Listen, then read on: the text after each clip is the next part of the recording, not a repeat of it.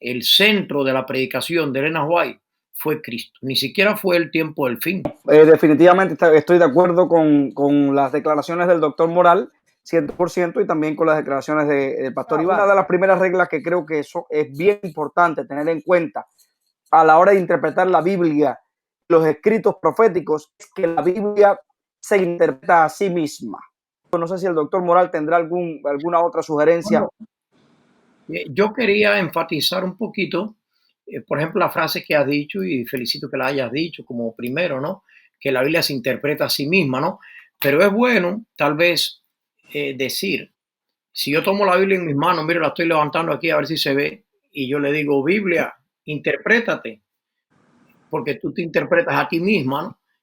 Evidentemente alguien se va a dar cuenta de que la Biblia es incapaz porque no tiene vida como tal.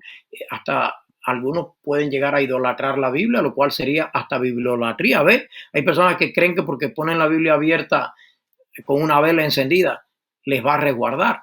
Entonces, lo que es importante en la Biblia es el mensaje que hay en la Biblia. Y muy bien la frase, la Biblia se interpreta a sí misma, pero hemos de interpretarla también, como ha dicho bien el doctor, el doctor García, en un sentido figurado, la propia frase. ¿Qué quiere decir que la Biblia se interpreta a sí mismo?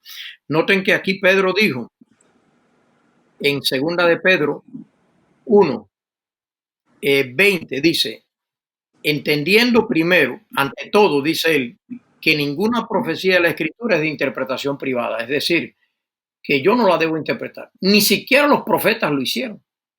En ese sentido, ellos dejaron que la propia palabra expusiera lo que ella quería decir. ¿Qué es lo que quiere decir entonces? El ejemplo mejor lo dio Jesús, el Cristo resucitado, cuando le preguntaron, cuando le dijeron que Cristo había muerto, que lo habían matado en Jerusalén. Y hasta le dijeron a Cristo, el único que no está al día de los acontecimientos finales eres tú. Fíjense ustedes lo que le dijeron a Cristo. Y muchos hay en nuestros días que porque uno habla de esta manera, sin emocionalismo, sin sensacionalismo, le dicen a uno que uno no está informado. Y es curioso que los que pretendían explicar las profecías de una manera sensacionalista y metiéndole su propia interpretación, le dijeron a Cristo, que era el centro de la profecía, que él era el único en Jerusalén que no sabía lo que había acontecido. Y entonces Cristo explicó el método correcto ese de que la Biblia se interpreta. Dice que comenzando por Moisés y siguiendo por todos los profetas, esto está en Lucas 24, dice que les explicó en toda la escritura lo que él decían. Así que no solamente es sola escritura, es también toda escritura. Y es también prima escritura. Es decir, la Biblia prima por sobre mis ideas, por sobre mi interpretación privada, por sobre mi propia imaginación, por sobre la ciencia, por sobre la cultura. Interpretar la Biblia a la luz de un periódico, a la luz de un acontecimiento, a la luz de una plaga. Eso es meterle a la Biblia desde fuera. Todo el mundo pudo haber hecho eso y entonces cada generación hubiera dicho un disparate, porque ahora no ha muerto ni medio millón de personas y en el siglo XIV murieron 20 millones de europeos con la peste bubónica. Todo el mundo pudo haber pensado, este es el fin del mundo. Pero cuando vamos a la Biblia claramente nos dice que las sazones y los tiempos, en griego serían los kairos y los cronos. El crono es el tiempo que se puede medir y el kairos se refiere a los eventos, las ocasiones. Dice que el Padre los puso bajo su sola potestad. Eso está en Hechos 1:6. De entrada, especular sobre asuntos de fechas y época alrededor de la cual Cristo vendrá es algo que la Biblia dice que no se haga. Es meterle a la Biblia algo contrario a lo que ella enseña, porque el texto, hasta mira, muchas veces lo más saludable que hay, y muchas veces la tendencia no es hacerla, pero si leemos el texto tal y como está allí, dice, restaurarás el reino a Israel en este tiempo, en esta ocasión, en este kairos, dijeron los apóstoles cuando Cristo se fue. Y Dios les dice, nos toca a vosotros saber los tiempos, es decir, el crono, lo que se puede contar, el tiempo que se puede medir, el que lo mide es Dios. El reloj profético, quien lo tiene es Dios. Yo tengo un reloj en mi casa y a veces hasta se para si no tiene batería. Pero el reloj profético, olvidémonos de él, lo tiene Dios. Dice que los tiempos y las ocasiones, es decir, el día de su venida, la ocasión, el Padre los puso en su sola potestad. Hasta Cristo sacó a los ángeles de eso y dijo, ni siquiera los ángeles del cielo. Y todavía hay gente que sabe más que los ángeles. Entonces yo no me quiero meter en eso, porque dicen que el que se mete en lo de Dios deja de saber lo que Dios le reveló. Recuerden que la Biblia tiene dos cosas, que lo revelado es para nosotros y que lo secreto pertenece a Jehová nuestro Dios. Y el día cuando Cristo vendrá es un misterio del plan de la salvación. Bueno, definitivamente estoy de acuerdo con el doctor Moral con ese ejemplo que acaba de poner acerca de cómo Jesús interpretó a sus discípulos, comenzando de Lucas, en Lucas 24, desde Moisés, a lo largo de toda la escritura, lo que ellas decían de él. El tema que estamos hablando es un tema actual. ¿Para qué es lo que hace este tema actual? Es que en este momento se está prestando para muchas interpretaciones proféticas, ¿verdad? No sé si podemos entrar un poquito en el tema que la pandemia que estamos viviendo, el COVID-19, porque de hecho se están interpretando muchos escritos, ¿no? Del espíritu de profecía para tomar decisiones que creo que van a cambiar la suerte completa de una familia, la suerte de un ser humano. Y este mundo está hecho de decisiones. Y a ustedes que nos están escuchando, que se han conectado, creo que el propósito mayor de cada uno de nosotros acá es que podamos tomar decisiones, pero que estén basadas 100% en el plan que Dios tiene para nuestras vidas y en lo que Dios espera que tú y yo estemos involucrados en este momento y que sepamos medir lo que son los tiempos y las edades. Así es, definitivamente. O sea, creo que una de las cosas que tenemos que hacer y que, bueno, me gustaría hacer, colegas, es mostrarle a nuestros hermanos cómo, en la práctica, cómo interpretar un texto de la Biblia y llegar a una conclusión correcta. Yo tengo varios ejemplos, pero sé que el tiempo es limitado y solamente voy a mencionar un par de ejemplos aquí en el texto bíblico. Por ejemplo, eh, cuando uno va al libro de Samuel, segundo libro de Samuel, capítulo 6, hay una declaración que me llama sumamente la atención. Y es la declaración de 2 Samuel 6:23 que dice que Mical, la hija de Saúl, murió sin hijos. Dice así, Mical murió sin hijos, no tuvo hijos. Sin embargo, si usted va a 2 Samuel 21:8, cuando los gabaonitas quisieron tomar venganza, dice la Biblia que David tomó a 2 hijos de Rispa, que era concubina de Saúl, y a 5 hijos de Mical. Dice así. ¿Por qué razón? Porque dice que David tomó 2 hijos de Rispa y 5 hijos de Mical, que eran hijos de Mical y Adriel Meolatita. Y esa frase cambia completamente el sentido. Entonces me fui a 1 de Samuel, capítulo 18. Y en el capítulo 18 dice que cuando llegó el momento de darle la esposa, la princesa que se iba a casar con el que matara a Goliat, debieron darle a Merab, era la muchacha. Pero como David amaba a Mical, entonces le dieron a Merab, se la dieron a Adriel, el meolatita, y Mical se la dieron a David. Por lo tanto, los hijos del que habla allí en 2 de Samuel no son los hijos de Mical, son los hijos de Merab, la hija, la hermana de Mical. Y ahí encontré la respuesta. Entonces, ¿pero cómo? ¿Cómo yo encontré esa respuesta? A esa interpretación o a ese error, porque buscamos, porque investigamos y porque nos dimos cuenta de que algo estaba sucediendo, porque la Biblia no va a mentir. Los hijos no eran de Mical, sino de Merab, la hermana de Mical, que tuvo con Adriel, hijo de Barzilai, Adriel, hijo de Barzilai, Meolatita. Y allí encontré la respuesta. Con otras palabras, creo que a la hora de interpretar cualquier escrito bíblico, sea profético, sea cualquiera, debemos poner en práctica que la Biblia se interpreta a sí misma. Usted va a encontrar la respuesta en la propia Biblia. Y cuando ponemos en práctica este principio, definitivamente en la conclusión a la que vamos a llegar va a ser una conclusión acertada. Muchas gracias, doctor García. Yo creo que lo mismo pasa cuando leemos el Espíritu de Profecía. Por ejemplo, si leemos el Espíritu de Profecía, en un lugar dice que comas huevo, en otro lugar que no comas huevo, en un lugar que no falte la mantequilla de tu mesa. ¿Cómo nosotros podemos realmente darnos cuenta que lo que viaja es el principio? Un ejemplo, hay una cita que recomienda que las mujeres inclusive le quiten a la falda 4 dedos, ¿no? Entonces, ¿cómo eso se podría aplicar en la época de la minifalda, no? Por ejemplo, Claro, si el que en la época de la minifalda, el que lee eso, lee literalmente sin el contexto y sin herramientas y quita 4 dedos a esa minifalda, pues me parece que va a estar en problemas, ¿no? ¿Qué nos dice doctor Moral? claro, hay que tomar en cuenta el contexto en que las cosas se escribieron, cómo la gente, cuáles eran las costumbres de los días y del tiempo de Elena White, ¿no? En aquellos tiempos, la ropa incluso arrastraba al suelo. Y ella habló de levantarla del suelo sin mostrar el tobillo. Imagínense a ver cuántas hermanas hoy calificarían para aquella norma de no mostrar el tobillo, porque se Sí. consideraba, perdonen la palabra, ¿no? Pero se consideraba que era casi como pornográfico el tobillo de una mujer en aquella época. Hoy en día nos da risa, ¿no? Porque si alguien con ver un tobillo piensa que se ha exaltado un poquito, la gente va a pensar que debe ir al psiquiatra, ¿no? Pero era la Sí. mentalidad de aquella época. Entonces debemos tomar que hay un evangelio en la Biblia que es eterno.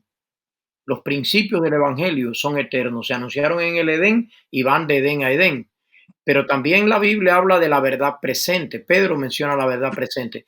Entonces los principios generales y universales hemos de contextualizarlos y adaptarlos a cada época. Entonces en esa contextualización es la teología aplicada, cuando aplicamos la verdad. Entonces una de las cosas que yo quería también mencionar es que siendo que la Biblia fue escrita por profetas, Elena White también es una profeta. Profecía es todo lo que sale de un profeta. Entonces la palabra profecía de entrada tiene dos lecturas. Es la lectura general de lo que sale de un profeta, aunque sea histórico, como lo que ha narrado ahora el doctor García. Cualquier tipo de amonestación que la Biblia dé. En la Biblia lo más que hay son narrativas. Profecías, profecía. Cuando nosotros tomamos el sentido profecía en anunciar el futuro, decir lo que va a suceder, es un sentido más restringido del término profecía. Y quieren que les dé una sorpresa. De eso no es lo que más hay en la Biblia. Se calcula que hay unas 2000 profecías en la Biblia contra más de 10.000 promesas. Entonces, ¿qué es el énfasis de la Biblia? Es la promesa. Y incluso de Elena White también. Si yo le preguntara a los que están escuchando, a los que nos están viendo, ¿cuántas páginas creen que Elena White escribió? Tal vez la mayoría no lo sabe. Yo sé que usted lo sabe, pero más de 100.000 páginas de manuscrito. Y sabe que si tomamos el porciento profético de Elena White en el sentido de anunciar el futuro, no llega ni un 2%. El tema básico de Elena White fue la redención y la educación. Ese fue el tema básico. Hablar de Cristo, hablar del plan de salvación, hablar la historia de la redención. Y dentro de la historia de la redención, entonces ella se aferró a los anuncios que ya la Biblia hacía. Ella propiamente dio pocos anuncios. Ella lo más que hizo fue desarrollar la misma profecía que la Biblia presentaba. Simplemente que dar detalles que Dios le mostró a ella, propios para nuestro tiempo.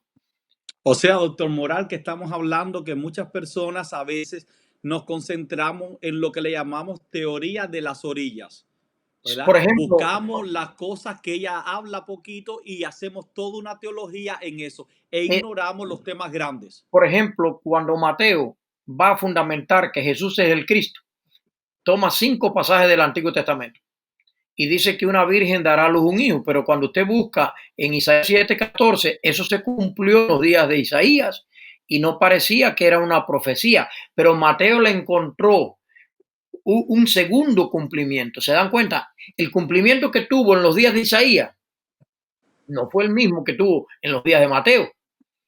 Por ejemplo, cuando él dice que Cristo vino de Egipto, él cita una profecía donde Oseas dice, de Egipto llamé a mi hijo para hablar de la salida del pueblo de Israel de Egipto. Entonces el cumplimiento que ese texto tuvo en los días de Oseas era un cumplimiento histórico para hablar de Israel que había salido de Egipto. Pero Mateo lo usa para contextualizarlo con la promesa de que Israel era un símbolo de Cristo Jesús, el verdadero escogido de Dios. ¿Ve?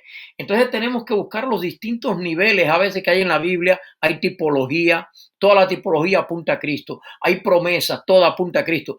Y realmente el factor profético en el sentido de anuncio hay que engranarlo dentro de la promesa. Y lo más lindo es la promesa. La promesa es: vendré otra vez. Es Otra más, vez. no dijo vendré, dijo vengo, erhomai. Lo dijo en presente. En Juan 14:3 dice, vengo otra vez. Porque yo les puedo decir que sé el día cuando Cristo viene. ¿Sabe cuándo viene? Hoy. Porque Hoy. Él dijo, vengo. Él siempre quiere. Termina la Biblia diciendo, el que da testimonio de estas cosas dice, ciertamente, vengo en breve. Y eso lo aprendió, saben que lo aprendió uno de los pioneros del adventismo, que fue Miller. Después que puso una fecha, digamos que la fecha no la puso él, pero él la aceptó. Y después que hubo ese chasco de 1844, que algunos parece que no aprendieron de la historia, y le preguntaba a la gente para reírse de él, Miller, ¿tienes alguna otra fechita para la venida de Cristo? Y él decía, sí la tengo. Y le decían, ¿cuándo es esa fecha? Decía, es hoy. Miren lo que dice Elena White. Miren lo que dice Elena White. Joya los testimonios, tomo 2. ¿Saben que Elena White autoriza las joyas? Se pueden llevar joyas. Joya los testimonios 1, joya los testimonios 2, joya los testimonios 3. ¿Ves? Son esas joyas también. Se las recomiendo a nuestras hermanas. Dice aquí, una pequeña broma viene bien, ¿verdad? Dice Elena White en Joya los Testimonios 2, página 60, en el 1888. Como si cada día pudiera ser el último día, debemos velar, obrar y orar, como si este fuera el último día que se nos concede. Eso es escatología también. Esto es escatología, porque yo me interesa más. Ni siquiera sé cuándo será el fin de mi vida, cómo voy a saber el fin del mundo. Y debo estar más interesado en mi vida, porque de ahí depende en gran medida mi salvación, de cómo yo me relaciono con Dios. ¿Qué tal si yo me muero esta noche o al terminar esta plática? Entonces debemos estar preparados en cada momento para encontrarnos con el Señor. Cada momento debemos estar con el Señor. Bueno, y siguiendo esa misma línea, creo que Mateo 24 tiene un énfasis. De hecho, los discípulos estaban interesados en saber cuándo estas cosas serían. Y lo que vemos después de Mateo 24 es el hecho que Jesús les dejó saber que debían estar listos y lo ilustró de diferentes maneras. Dio todas esas parábolas para decir la hora y el día realmente nadie sabe, pero hizo el énfasis en estar preparados hoy. Ese fue el énfasis de Cristo Jesús, lo que quiso enseñarle a los discípulos, que hoy es el día en el cual debemos estar preparados, ¿no? Incluso él unió el anuncio del fin y las señales del fin, porque a él le preguntaron qué señal, no le preguntaron por señales, le preguntaron señal. En singular. En singular. Y la única señal que Cristo dio, dijo, se ha aplicado este evangelio del reino en todo el mundo para testimonio a todas las naciones y entonces vendrá el fin. De hecho, con todo esto que está pasando con el COVID-19, la gente poniéndose a hablar acerca de las señales del fin, creo que la mayor evidencia, según lo que acabaste de decir, la mayor evidencia del fin del tiempo es que el evangelio está siendo predicado. Esa es la vacuna contra el COVID-19. Predicar el evangelio, porque el evangelio es buena nueva y el COVID-19 no es ninguna buena nueva. Pero la Biblia dice que el mundo no va a ser destruido por un COVID-19, sino que el mundo está preservado para que se predique el evangelio, la buena nueva. Y tal vez el COVID-19 es una de las características, se puede asociar con una de las características que Cristo describió. No tanto son señales, sino una descripción que Cristo hizo de los tiempos, ¿no? Y cuando él dijo de guerra, rumores de guerra, terremoto, hambre, lo curioso es que dijo, todo esto es principio de dolor, ni siquiera habló del fin. Dijo principio de dolor. Y entonces, a veces sacamos justo el contexto para decir lo contrario a lo que Cristo dijo. Ahora, Sí. lo que sí se puede decir es que Lucas dice que cuando las cosas sucedan, esa descripción, vamos a decir, si lo tomamos más como una descripción que Cristo hizo desde sus días hasta la segunda venida, él dijo, cuando estas cosas sucedan, levanten la cabeza, porque su redención se acerca. ¿Eso es malo o es bueno? Levantar la cabeza al cielo. Tremenda noticia, ¿no? La gente anda con la cabeza baja por el COVID-19, pero la Biblia dice eso. Entonces, una cosilla quería destacar. Lucas es el único que menciona las penas porque él es médico y él le llamó la atención. Cristo mencionó la palabra loimos. Loimos es pestilencia y rimó mucho con la que viene al lado, limos, que es hambre.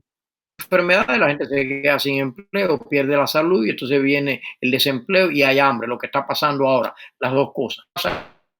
Estás perdiendo tu trabajo, estás perdiendo tu salario, eso es limos. Pestilencias, pero en plural, no se asusten, que desde el siglo XIV hasta nuestro siglo ha habido un montón de pandemias, un montón de hambrunas, donde han muerto millones de personas y todo el mundo tuvo derecho a decir Cristo viene ya. Pero Cristo dijo, no, esperen que se predique el evangelio y entonces, note cómo se puntualiza. Y entonces.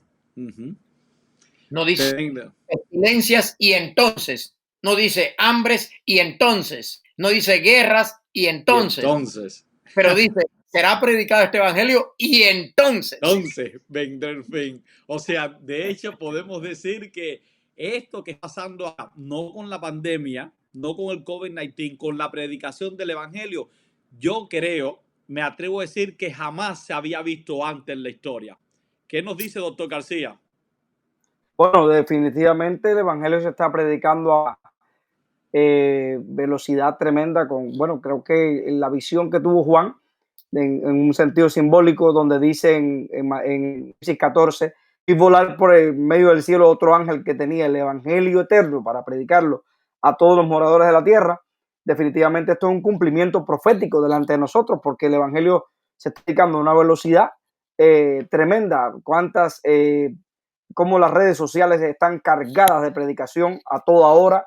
Usted entra y usted lo va a mirar a través de YouTube, a través de Facebook, de Instagram, de todas las redes, todas las plataformas están siendo usadas para proclamar el evangelio. Que por eso me quedé asombrado el sábado pasado desde Vietnam, desde Vietnam, escuchando la transmisión que estábamos haciendo de la Iglesia de los Peregrinos, desde Sudamérica, desde Rusia, de todos lados, gente hablando acerca del evangelio. Quiere decir que se está predicando. Si la venida de Cristo depende de la proclamación del evangelio, pues podemos estar seguros de que se está proclamando a una velocidad tremenda. Y yo digo, amén, alabado sea el nombre de Dios. Me gustó lo que el doctor Ramírez mencionó y también el pastor Isaac, la predicación. El centro de la profecía es Cristo y el centro de Cristo es la misión. Noten que Cristo lo que dice es, vayan por todo el mundo y prediquen el evangelio a todo el mundo. Y en Marcos dice, si tomamos a Marcos, dice a toda criatura. Y noten que los eruditos dicen que el texto alrededor del cual gira Apocalipsis es el que ha mencionado el doctor García. El evangelio eterno predicado a toda nación, tribu, lengua y pueblo. Mucha gente hoy en día usa la profecía para asustar, para amedrentar, para causar desunión incluso en la iglesia, para decir que ellos son los únicos que saben el síndrome de Elías, solo yo he quedado y me buscan para quitarme la vida. Y sin embargo, el centro de la profecía es el ángel que va por en medio del cielo. Somos un equipo donde ninguno de nosotros es relevante. El único relevante es Cristo. Hubo un pensamiento que se lo acreditan a Martín Lutero, que él dijo, si cuando un predicador o expositor de la Biblia termina su clase o su predicación y la gente se queda pensando en Cristo, fue buena exposición, fue bíblica. Si se quedan pensando en el predicador, está de quitar. O sea, podemos decir ahí, o si se quedan pensando en la bestia, si se quedan pensando en el miedo, si se quedan pensando en tragedias, si se quedan pensando en tantas cosas, pues está mal en sí la predicación como tal. Exactamente, porque mira, en Apocalipsis, el cordero está mencionado 29 veces. Y la bestia está mencionada varias veces, pero vencida por un cordero inmolado, un cordero degollado, una bestia con todo su ejército. Dice, pelearán contra el cordero y el cordero los vencerá. Eso es lo que dice. Entonces se la pasan hablando de la bestia y allí dice que aquellos que siguen al Cordero por donde quiera que vaya, hay gente que sigue por donde quiera que va, saben más de Papa que saben de cualquier De otra Cristo cosa, Jesús. que saben más de Cristo Jesús. Entonces, el Apocalipsis está saturado de Cristo. Es el libro que más títulos variados presenta de Cristo. Y también Daniel igual, son cristocéntricos. Las profecías del tiempo del fin son cristocéntricas. Anoten, Daniel 2, la piedra va a dar a Cristo. Daniel 7, el Hijo del Hombre, es el título esencial que Mateo le aplica a Cristo y que Cristo usó para sí mismo. Daniel 8, el gran príncipe que está de parte de los hijos, el príncipe de los ejércitos. Daniel 9, el Mesías que da su vida. Y de 11, Miguel, el gran príncipe que está de parte de los hijos de tu pueblo. De la abominación desoladora, dándole una aplicación que no aparece en ningún lado. Wow. Porque dicho sea de paso, encontrar en Daniel la expresión ley dominical, hay que hacer un malabarismo teológico exagerante. Para conseguirlo. Porque Cristo, dominación desoladora, la explicó en Mateo 24, y él dijo, el que lea entienda. Incluso mencionó a Daniel. Y el que lea entienda, y cuando ustedes vean en el lugar santo esa abominación desoladora, y la aplicó a Roma, viniendo a tomar Jerusalén.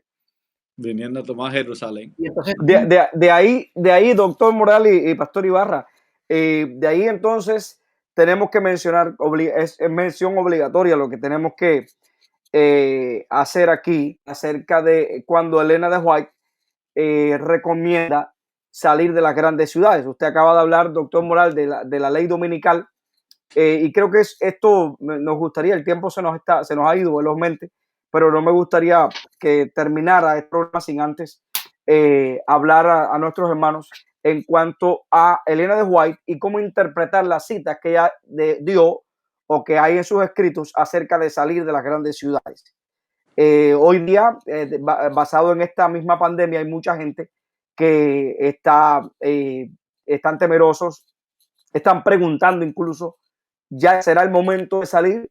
Me imagino que si en algún momento sintonizan algún canal de televisión o alguna de estas plataformas donde se le dice no hay que salir, en otras ocasiones, gente sincera que sale abandonando a sus familias, su todo, sencillamente porque alguien les dijo, este es el momento de salir, hay que salir.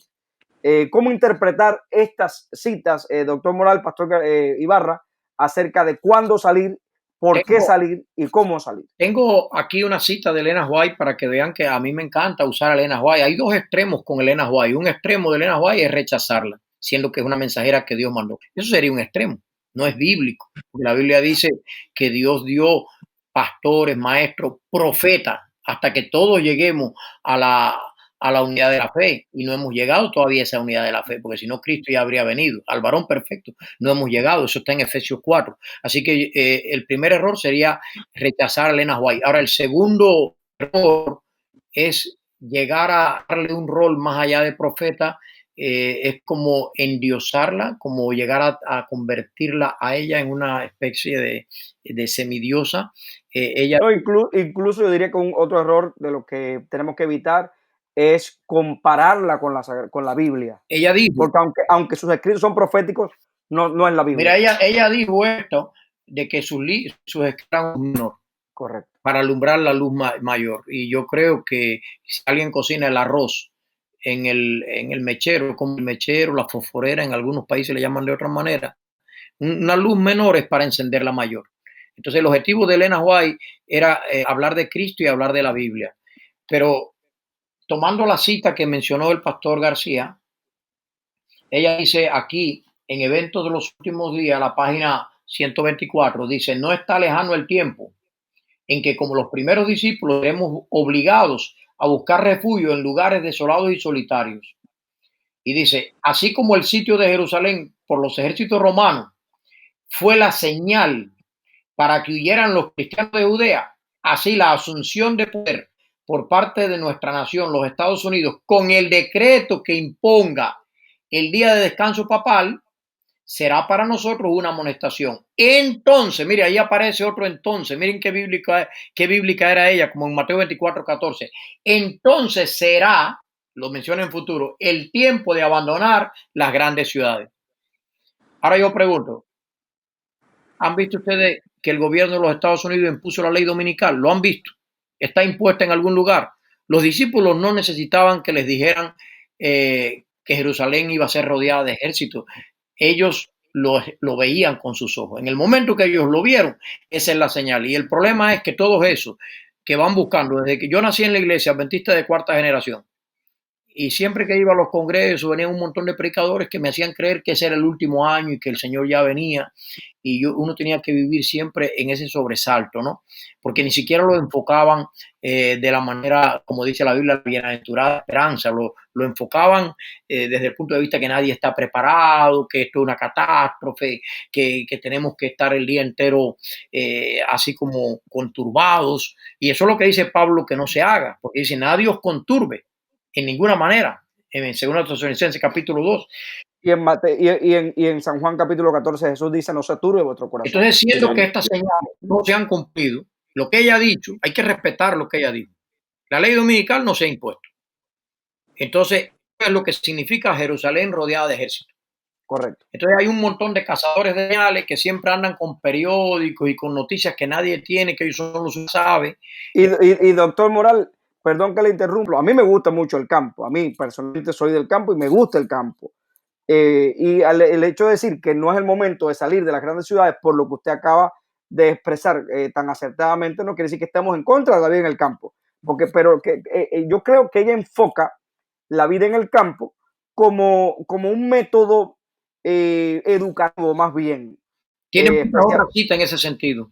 Correcto, en el sentido educativo, en este caso está diciendo, si usted tiene hijos pequeños, el estar expuesto a la vida del campo, a la naturaleza, le va a ser una bendición tremenda para eso. Y de lo que más citas tiene, Elena White, perdón un momentito la interrupción, de lo que más citas tiene es de decir que vayan a las grandes ciudades a predicar. Si buscan la cita de Elena White, que vayan, incluso menciona Nueva York, menciona todas esas grandes ciudades, le dijo al pastor Daniel, que en su día era el presidente de la Asociación General, no me vuelvas a ver hasta que no tengas un plan definido para darle evangelio en las grandes ciudades. Entonces eso es sacar al pueblo de Dios de las grandes ciudades cuando es el tiempo de predicar, porque predicar en un desierto, yo no creo que sea, el eunuco etíope lo hizo, Felipe lo hizo, porque el Espíritu le mandó a predicar allá al eunuco etíope porque había una persona, pero la misión de la iglesia no es ir a sembrar tomate al campo, la misión de la iglesia es predicar el evangelio y que Cristo viene pronto, hermano. Sí. Me gustaría quedarme un poquito en algo que se ha mencionado. ¿Por qué decimos esto? Esta transmisión la están viendo y la escucharán muchas personas sinceras, ¿verdad? Muchas personas que quieren hacer la voluntad de Dios. Muchas personas que tienen los ojos puestos en las noticias. Y muchas personas que realmente saben que proféticamente va a venir este tiempo. Y lo que se están preguntando, el tiempo es ahora. Quiero hacerle un poquito énfasis a lo que el doctor Moral decía, que si hemos visto ya la marca de la bestia, porque hay videos que hemos visto en los cuales se dicen que un agente secreto se reunió en el Vaticano y que ese dijo y no presenta ni cara, ¿no? Entonces el asunto es que levantan videos que realmente no salen realmente en los canales propios de noticias, realmente no se ha visto que se ha firmado la ley dominical, pero realmente las personas sinceras, estoy hablando de personas sinceras que realmente están analizando todas esas noticias. Una, están con miedo. Dos, están tomando decisiones, como decía el doctor García, de irse al campo, otras cosas.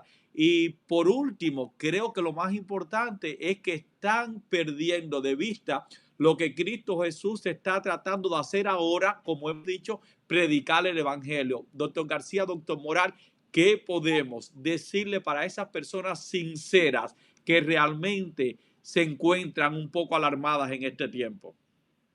Bueno, yo le diría, y bueno, creo que esta es una de mis últimas comentarios, este no es el tiempo de abandonar ninguna ciudad, excepto por un propósito educativo. Más bien es el momento de permanecer en las grandes ciudades a fin de ser testigo de la proclamación del evangelio. Mientras la ley dominical no sea impuesta en los Estados Unidos, debemos permanecer en las ciudades y cumplir la misión. Esa sería mi recomendación, cumplir la misión. De predicar el evangelio, de proclamar el evangelio, porque al final creo que no podemos poner la alarma por encima de la confianza en Dios. La confianza en Dios es básica. Y de hecho, el doctor Morán mencionaba que bíblicamente hay más promesas que profecías. Significa que entonces, ¿dónde está nuestra confianza en Dios? ¿Dónde está nuestra confianza de que nuestro pan y nuestras aguas estarán seguros? ¿Dónde está nuestra confianza de la protección de Dios sobre nosotros? Dios protegió a su pueblo en el pasado de muchas maneras. Yo confío en que donde quiera que yo esté, yo puedo estar metido en una cueva o puedo estar en cualquier torre de los rascacielos aquí en Miami o en Nueva York, en cualquier lugar, que yo cuento con la protección de mi Dios donde quiera que esté, porque Dios está conmigo y mi confianza en Dios es más grande que cualquier tipo de alarma. Esa sería mi recomendación. Amén. Doctor Morán. Bueno, el Evangelio de Marco terminó diciendo, esta señal seguirá en. Y note que siempre en presente, la venida de Cristo está en presente, está en presente. Y el creer es creer en acción. La fe está poco en Evangelio, Marcos, Juan, se menciona más la acción de la fe que es creer. Y allí dice, en mi nombre fuera demonio, hablarán nuevas lenguas, tomarán serpientes en las manos y aunque beban cosas mortíferas no les hará daño. Sobre los enfermos pondrán la mano y sanarán. Imagínense que yo digo, prediquen el evangelio y tengan cuidado, huyanse a los campos, huyan de cualquier enfermedad, de cualquier pandemia que haya y tengan cuidado con cualquier serpiente que venga, salgan huyendo porque si les muerde son venenosas. Imagínense que yo lo cambiara así. Entonces, vivir en el temor, tienes la opción de vivir en el temor, no vamos a enfrentarnos a desafiar la enfermedad y meternos sin precauciones, vamos a tomar las precauciones. Pero si ustedes observan bien, cuando el pueblo de Dios se protege y son más de 100 hospitales en la Florida, me llama la atención que el Florida Hospital, en el centro de la fuerza de salud principal de todo uno de los estados más grandes de los Estados Unidos. Y eso también, Elena White habló más de eso que habló del tiempo del fin y de salir de las grandes ciudades. Ella habló más de instituciones educativas, de hacer instituciones médicas y ahí están. En este momento, imagínense si esos médicos y esas enfermeras de los más de 100 hospitales adventistas se van para el campo. Se van para el campo. ¿Qué pasa con los enfermos, hermano? Eso sería, posiblemente allí sí les persigue el coronavirus, porque si de Dios está que el coronavirus viene a buscar a una persona y la soberanía divina está, yo creo que no hay ningún tratamiento, porque los médicos, yo he estado de capellán trabajando, he visto a veces personas saludables que de momento los médicos no pueden hacer nada. Y un día le dijeron al médico, lo han matado aquí en el hospital. Y el médico dijo, mire, hicimos lo que habrían hecho en cualquier hospital. Se lo llevó Dios. Le llegó su día, dice, le llegó su día. Cuando le llega su día, no hay medicina, no hay coronavirus, no hay nada. Pero recuerden que aunque no debemos exponernos innecesariamente, Dios lo que nos mandó fue a predicar y a confiar en Cristo y que Él estaría con nosotros a nuestro lado todos los días hasta el fin del mundo. Así es. No, y de lo que mencionaste esta semana, recibí una llamada que me contaron de una señora que se cuidó, tomó toda la distancia y no salía de su casa. Y le llegó el coronavirus y dice que fue por el correo, le llegó hasta en una carta. Una persona que se estaba cuidando demasiado con el correo, con la carta, pues ahí le llegó el coronavirus. O sea que esto es un enemigo que tenemos que cuidarnos, pero lo más que hemos enfatizado en este programa es la protección divina. Y recordemos que Dios no va a hacer por nosotros lo que podemos hacer por nosotros mismos. Pero el hecho de que podamos vivir en una vida de confianza, sabiendo que el que habita el abrigo del Altísimo morará bajo la sombra del Omnipotente, debe ser la realidad de cada cristiano. Ibarra y Pastor García, doctor García, ¿saben cómo Cristo, el sermón profético de Mateo 24? Ese sermón no solo está en Mateo 24, está en Mateo 25. Mateo presenta el sermón en su totalidad y él lo termina con 3 parábolas.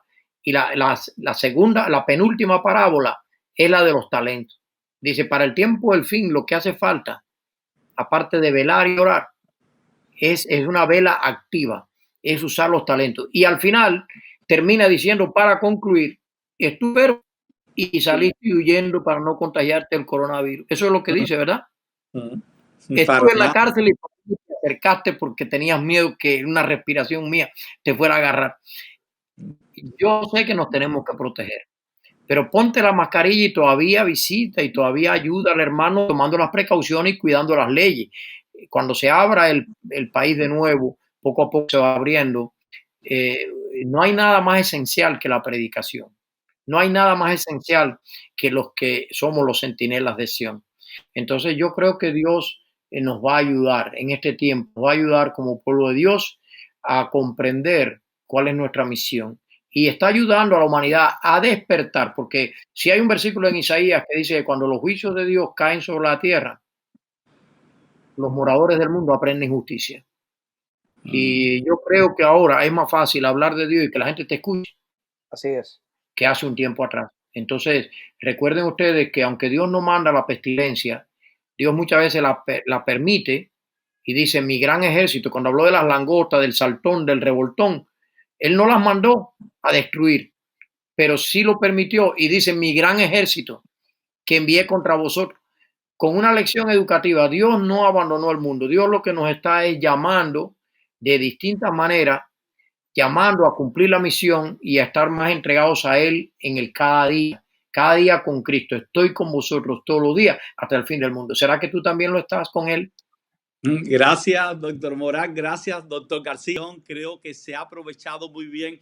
Me gustaría en este momento que tanto el doctor García como el doctor Moral den estas últimas palabras, algo que Dios le ha puesto en su corazón, algún mensaje de aliento, porque Dios nos ha mandado y Dios nos ha establecido y Dios nos ha puesto en esta tierra, en este momento, para hacer la extensión de la voz de confianza de Cristo Jesús a través del Espíritu Santo. Y queremos dejar esta transmisión con unas palabras de aliento que realmente conforten el corazón de cada uno de nosotros. Doctor García.